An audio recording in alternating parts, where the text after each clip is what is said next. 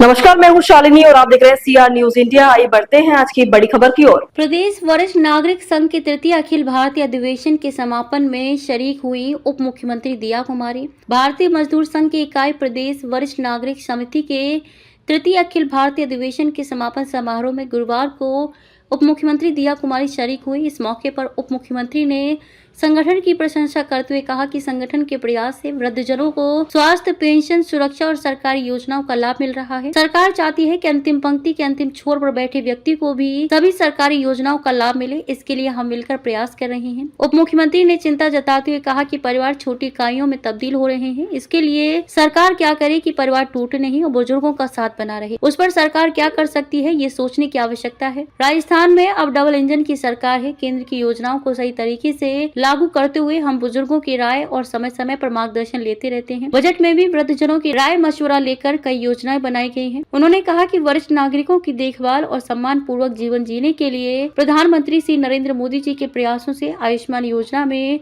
मुफ्त इलाज पोर्टल के माध्यम से पेंशन और लाभकारी योजनाओं की जानकारी दी जा रही है। अटल पेंशन योजना, बचत योजना, वरिष्ठ नागरिक तीर्थ यात्रा योजना, वरिष्ठ नागरिक राष्ट्रीय पुरस्कार एवं राष्ट्रीय वयोश्री आदि योजनाओं के माध्यम से लाभान्वित किया जा रहा है। उप मुख्यमंत्री ने कहा कि बुजुर्गों के संस्कार और अनुभव युवाओं के साथ मिलकर काम करेंगे तो परिणाम सकारात्मक होंगे। ये बदलाव का समय है। देश में तमाम बदलाव हो रहे हैं, लेकिन सबसे बड़ी बात है कि देश में समाज की सोच को बदलने का काम आदरणीय प्रधानमंत्री नरेंद्र मोदी जी ने किया है। ये नया भारत है और नया भारत आदरणीय पीएम मोदी जी के मार्गदर्शन में दुनिया की तीसरी बड़ी अर्थव्यवस्था बनने जा रहा है। वहीं राजस्थान को भी हम आने वाले समय में 350 बिलियन डॉलर की इकोनॉमी बनाने की तरफ अग्रसर हैं। उप मुख्यमंत्री ने कहा कि कई बार नई पीढ़ी अति उत्साह में जल्दी निर्णय ले लेती है। ऐसे में हमें आप बुजुर्गों से बहुत कुछ सीखने की जरूरत है। समय समय पर आपका आशीर्वाद मिलता रहता है। इस मौके पर उप मुख्यमंत्री ने कहा कि हर जिले में वृद्धजन सहायता केंद्र खोलने का प्रस्ताव जो इस अधिवेशन में लिया गया है उस पर भी सार्थक विचार करेंगे। साथ ही हम पीडब्ल्यूडी के सेवा ऐप, टूरिज्म ऐप की तरह वृद्धजनों के लिए भी एक ऐप बनाने के बारे में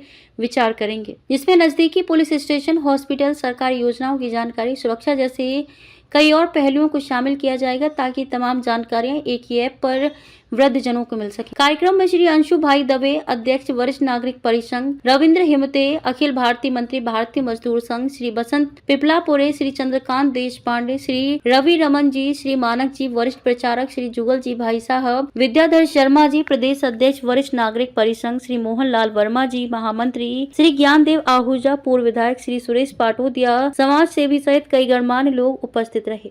खबरों में अब तक के लिए बस इतना ही। फिर होगी आपसे मुलाकात, तब तक के लिए नमस्कार और देखते रहिए सीआर न्यूज इंडिया। ऐसे ही लेटेस्ट अपडेट पाने के लिए हमारे चैनल को सब्सक्राइब करें और तुरंत नोटिफिकेशन पाने के लिए बेल आइकन को दबाना ना भूलें। यदि आप हमें फेसबुक या इंस्टा के माध्यम से देख रहे हैं तो हमारे पेज को फॉलो जरूर करें। धन्यवाद।